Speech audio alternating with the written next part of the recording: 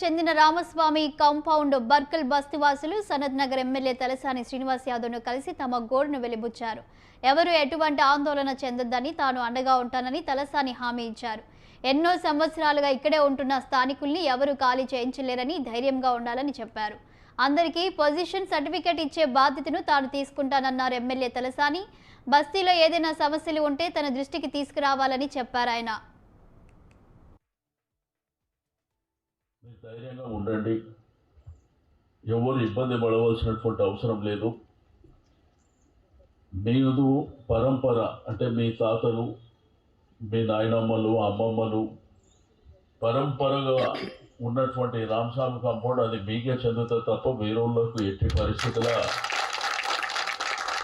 వదిలిపెట్టే సమస్యనే లేదు. దీనికి ఎంతవరకు అంటే అంతవరకు పోరాటం చేయడానికి సిద్ధంగా ఉంటాం తప్ప మీ ఒక్క ఇల్లు కూడా ఇక్కడి నుంచి కదలడానికి వీల్లేదని చెప్పి